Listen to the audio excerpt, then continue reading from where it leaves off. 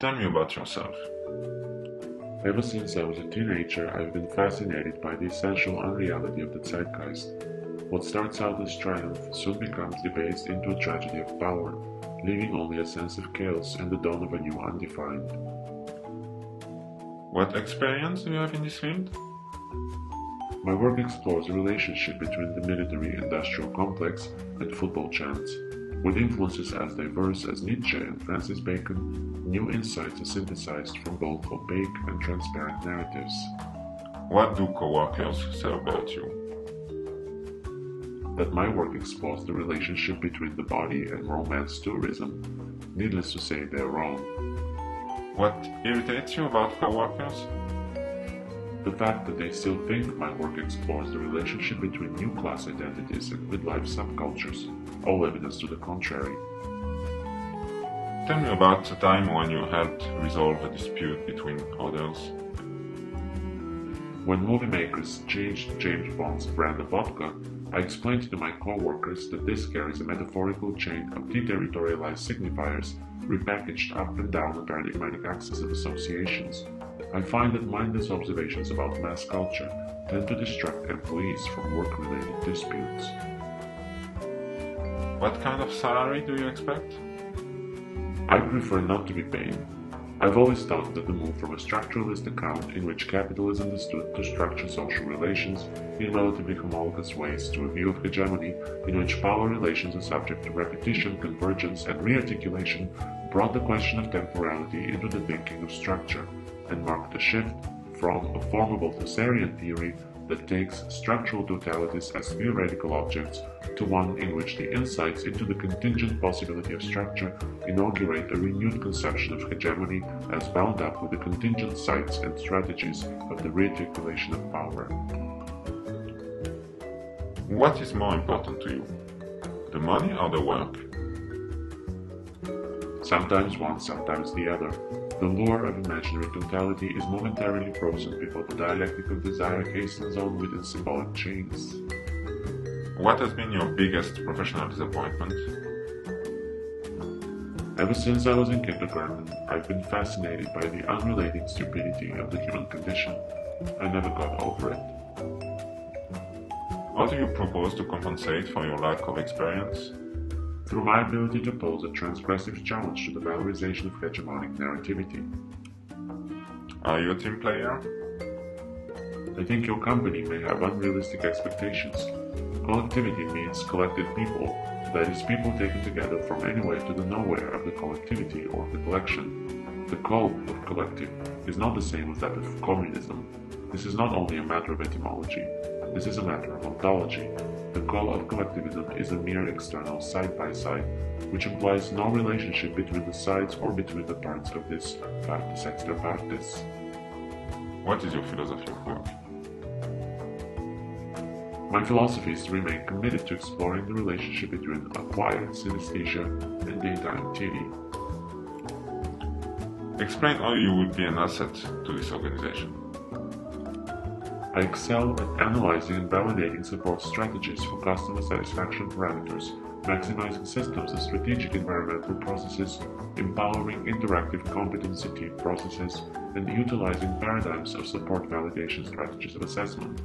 I'm currently perfecting the parameters of team competency assessment support.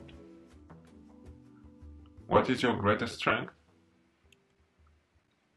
I can see any socio-sexual parallels between the geography of the wilderness and the topographies of narrative, which organizes a particular spatial itinerary and social anatomy.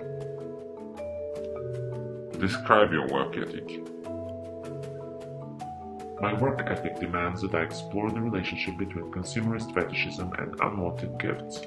With influences as diverse as Camus and Andy Warhol, new synergies are synthesized from both opaque and transparent meanings. Tell me about the most fun you've had on the job. I remember that moment clearly. It was the moment of null construction, disclosing the absentation of actuality from the concept in part through its invitation to emphasize in reading the helplessness rather than the will to power of its fall into conceptuality. Are you willing to work overtime? Nights? Weekends?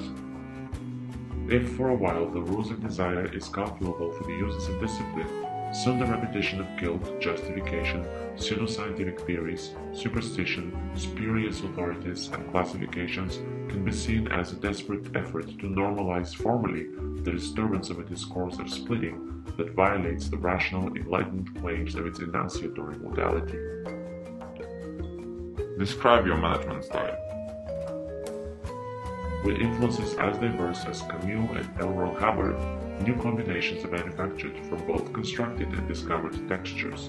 I've always been of the belief that being is absolutely being with. This is what we must think. With is the first mark of being, the mark of the singular plurality of the origin or of the origin within the with. What have you learned from your mistakes on the job? I've learned that if what is at stake is an understanding of geographical, historical variations in the sexual division of productive and reproductive labor, of contemporary, local, and regional variations in female wage labor and women's work outside the formal economy, of on-the-ground variations in the everyday content of women's lives, inside and outside of their families, then it must be recognized that at some non-trivial level, none of the corporal practices associated with these variations can be separate from spatially and temporally specific linguistic practices, from language that not only enables the conveyance of instructions, commands, role depictions, and operating rules, but that also regulates and controls, normalizes and spells out the limits of the permissible through the conveyance of disapproval, ridicule, and reproach. Are you willing to put the interests of the organization ahead of your own? Me, the subject is above all, as in Hegel, that which can retain in itself its own contradiction. Tell me about your dream job. Sometimes a dream occurs. Perchance, as Hamlet says, he whose entire life and thinking are in a way devoted to nothing but sleep, to its shadow as well as to its shade. All of a sudden, awakening finds close to it a scrap left over from sleep. Something was brought back from nothing, and in effect it is a configuration of nothing. Tell me about your ability to work under pressure. Oh, you mean working in that state that we call in French being beside oneself, être hors de soi, the exasperation of anger, the extreme irritation of desire, the exaltation of passion, the enthusiasm of admiration, of ambition, or of worship.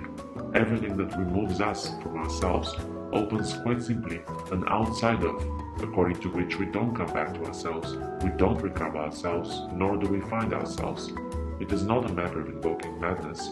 The models of madness that have exerted influence recently recall something of what I've said, but without implying an alteration of the self that remains an alteration of the self. While the outside of that opens us and that opens in us opens our in ourself to every other thing that doesn't change it, that only projects it far, very far, infinitely far to the heart of itself. Finally, do you have any questions for us? With the last gasp of romanticism, the quelling of its florid uprising against the vapid formalism of one strain of the Enlightenment, the dimming of its yearning for the imagined grandeur of the archaic, and the dashing of its too sanguine hopes for a revitalized, fulfilled humanity, the horror of its more lasting, more Gothic legacy has settled in, distributed and diffused enough to be sure that lugubriousness is recognizable only as languor, or as a certain sardonic laconicism disguising itself in a new sanctification of the destructive instincts, a new genius for displacing cultural reifications in the interminable shell game of the analysis of the human psyche, where nothing remains sacred. I was wondering, does your company believe this is really the case?